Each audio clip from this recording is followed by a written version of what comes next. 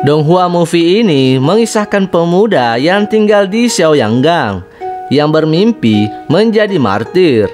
Namun sayangnya matanya buta guys. Namun ia bisa menyelinap ke pasar dengan cara menipu seseorang. Hingga suatu hari raksasa menyerang Xiaoyanggang dan ibunya yang bergantung padanya tiba-tiba menghilang. Di sana Laming harus memulai jalan untuk menemukan kebenaran. Setelah gelombang kerusuhan, para dewa dan binatang purba berada dalam bahaya, dan para ksatria legendaris juga ada di depan mereka. Lang Ming juga memulai petualangan yang telah mengubah hidupnya. Sui, seorang putra dari alam surga yang berteman dengan Raja Kera di dunia fana, dan mereka saling jatuh cinta. Namun di sini Wukong diperlakukan dengan kejam oleh dewa lain. Ia dianggap sebagai monster fana. Ia sering ditindas di bawah gunung Wuxi. Selama 300 tahun, dewa menggunakan tindakan untuk mempengaruhi Wukong dan mengajari Wukong bagaimana berpegang teguh pada keadilan di dalam hatinya. Pada saat itu juga Song Wukong melindungi Tang Sangsang dan pergi ke belahan dunia lain untuk mengambil api ciptaan demi kepentingan dunia. Setelah melewati banyak lika-liku, ia akhirnya kembali dan menemukan bahwa konspirasi besar telah muncul, dan takdir guru dan murid akan segera tertulis ulang guys. Donghua Movie ini menceritakan seseorang yang merupakan reinkarnasi dari Dewa Nesa yang terlahir di masa depan, di mana ia harus bertarung melawan klan naga untuk melindungi keluarga dan teman-temannya. Pemuda ini bernama Li Yongxiang. Ia bekerja sebagai kurir dan pembalap motor. Ia sangat puas dan bahagia dengan hidupnya. Namun takdir memiliki rencana lain untuk dirinya. Ia pun kembali dipertemukan dengan sosok The Dragon King yang juga terlahir kembali sebagai anak ketiga dari Bos D.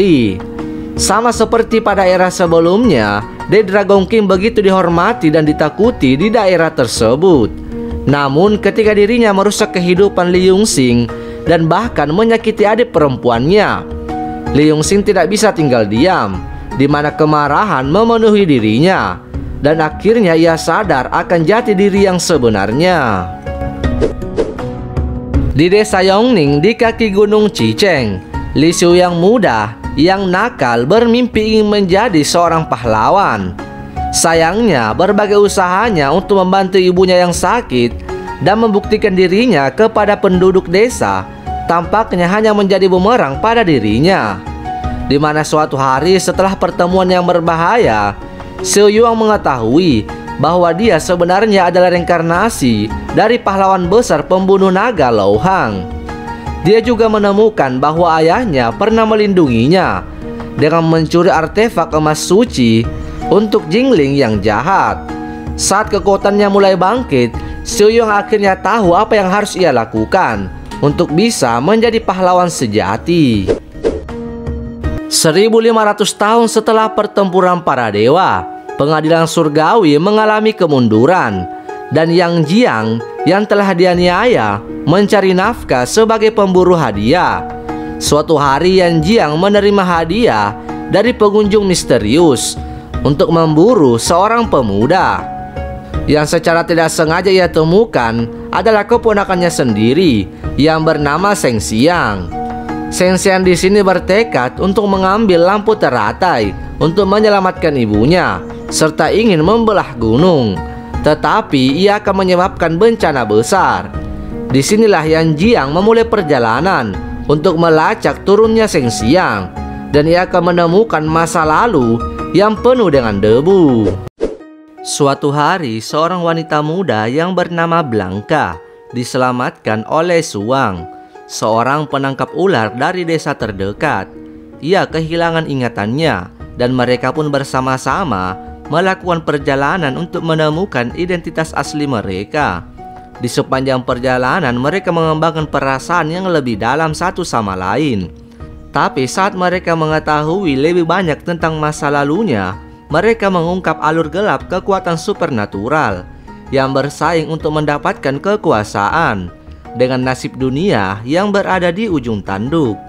Dianggap sebagai prequel dari salah satu kisah paling kuno dan abadi dalam sejarah Tiongkok. Donghua Movie ini mengisahkan seorang anak laki-laki yang bernama Nessa. Ia lahir dari mutiara surgawi oleh penguasa surga purba. Ia terlahir dengan kekuatan yang unik, di mana Nessa mendapati dirinya sebagai orang buangan yang dibenci dan sangat ditakuti, guys. Ia pun ternyata ditakdirkan oleh ramalan, menyatakan dia akan membawa kehancuran pada dunia. Anak muda itu harus memilih antara yang baik dan yang jahat untuk mematahkan belenggu takdir dan untuk menjadi seorang pahlawan. Donghua ini mengisahkan kegelapan yang ada di jiwa gelap Tang Sangsang, di mana perang saudara Master Magang ke Barat mengangkat peringatan dini dan bercerita tentang tim tujuan Barat yang terdiri dari Ting Sangsang, Raja Kera Subajie, Sewuji, dan Aosue yang pergi ke dunia lain untuk mencari api abadi. Mereka pun menemukan kota kebahagiaan suci yang misterius dalam perjalanan mereka, dan anggota tim jatuh ke dalam ilusi satu demi satu, di mana Tang Sangsang juga tidak dapat melepaskan dirinya dari ilusi sang iblis. Namun pada akhirnya ia mengalahkan iblis itu dan penguasa kota bayang iblis dengan bantuan muridnya. Legenda menceritakan tentang Raja Kera yang maha kuasa yang tak terdandingi dalam pertempuran dan berjalan dengan bebas melalui surga, bumi, dan neraka. Namun setelah melanggar beberapa peraturan terpenting yang telah ditetapkan oleh para dewa, ia pun dipenjarakan di dalam sangkar es di bawah pegunungan dan terikat oleh satu-satunya kekuatan yang mampu mengendalikannya. Tanpa Raja Kera yang agung, kegelapan menyelimuti Tiongkok. Saat melarikan diri dari monster yang menyerang desa, seorang anak kecil bersembunyi di pegunungan sebagai satu-satunya tempat yang aman. Namun ia menemukan seorang pilar es yang aneh yang diikat dengan rantai. Lalu ia pun menyentuh es itu hingga memecahkan mantranya. Untuk mendapatkan tempatnya di antara para dewa, komandan pasukan surgawi Jiang Xia harus mengalahkan iblis rubah yang menakutkan serta mengancam keberadaan alam fana. Setelah mengetahui nasib makhluk itu terkait dengan nasib seorang gadis muda, Jiang Xia tidak menaati perintah surga dan menyelamatkan para dewa, yang mengakibatkan dia dibuang ke alam fana. 10 tahun kemudian ia pun diberi satu kesempatan lagi untuk menyelesaikan tugasnya. Dan juga di sini Jiang Xia harus memutuskan dan memikirkan apakah bergabung dengan barisan surga sepadang dengan harga satu nyawa yang tidak bersalah. Tim arah barat pergi ke sisi lain untuk mendapatkan api keabadian. Ketika mereka melewati kota Renjiang, mereka tertarik dengan pemandangan Gua Qiangqi yang fantastik dan indah. Dan secara tidak sengaja mereka memasuki gua tersebut. Akibatnya mereka secara tidak sengaja mendapatkan konspirasi dari gua itu, di mana iblis besar Raja Iblis bermata bayi dari Gua Qiangqi memecahkan bencana yang mengejutkan dan akan menyerang seluruh jalan monster, di mana master dan murid bertarung bersama. Ketika Sun Wukong dikendalikan oleh pikirannya dan berubah menjadi kera raksasa, kita akan melihat bagaimana tim Westbone akan kembali lagi di jalan monster, menghadapi keputusasaan dan krisis yang belum pernah terjadi sebelumnya. Negara Altera telah mengalami kedamaian yang tidak nyaman selama bertahun-tahun di antara manusia, peri, dan binatang jahat yang setia kepada naga hitam legendaris. Namun naga hitam mulai bangkit dari hibernasinya dan mengirim para binatang berbaris melintasi Altera. Dengan penaklukan binatang persang dekat, sekelompok kecil manusia dan elf bersatu untuk mencoba menemukan jalan rahasia yang tersembunyi menuju gua naga hitam dan ingin menghancurkannya. Namun nasib mereka mungkin ada di tengah prajurit muda Lambert yang harus memanggil kepercayaan diri dan keterampilan untuk menghadapi naga hitam sendirian saat semuanya mungkin akan menghilang. Ceritanya didasarkan pada kisah asli Mulan, tetapi diadaptasi lebih realistis, di mana Mulan telah bermimpi menjadi pahlawan wanita sejak dia masih kecil. Tetapi setelah bertugas di ketentaraan untuk ayahnya, dia mengalami pukulan berulang kali.